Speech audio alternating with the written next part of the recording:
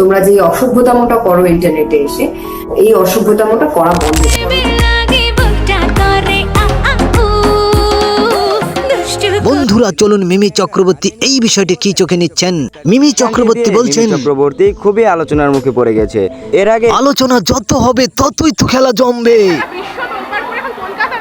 চক্রবর্তী এদিকে নায়কজিৎ বলছেন মিমি চক্রবর্তীকে এর আগে কোনো ছোট ডেচে এরকম দেখা যায়নি। কলকাতা ইন্ডাস্ট্রি এখন লজ্জার মুখে পড়েছে। আর লজ্জা যাই হোক, খেলা তো জমে উঠেছে। যে গান দিয়ে নিজের আরে দুষ্ট কোকিল ডাকে রে কুকুর কুকুর হারতে দেখা গেছে কলকাতা নামে দামি তারকাদের। সবার একটাই প্রশ্ন, তবে কলকাতার নায়কেরা মিমির এরকম খোলামেলা পোশাক কোনোভাবেই মেনে নিতে পারছে না।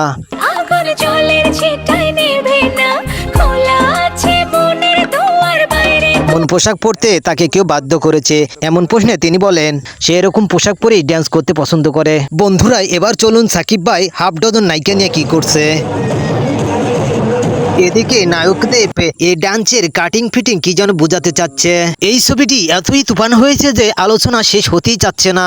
এই গানটির সমালোচনায় দিন দিন উঠে যাচ্ছে তুঙ্গে। মিমি চক্রবর্তী সবাইকে সমালোচনা থেকে বিরত থাকতে অনুরোধ আলোচনা যেন কিছুই ছাড়ছে না এই দুষ্টু কোকিল গানটি নিয়ে। দুষ্টু কোকিল গান নেই, মানুষের মাতামাতির শেষ নেই।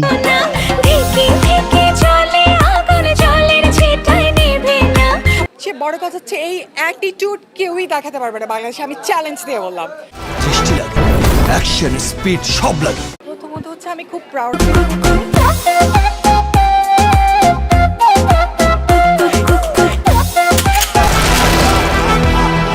তুফান হতে অ্যাটিটিউড লাগে।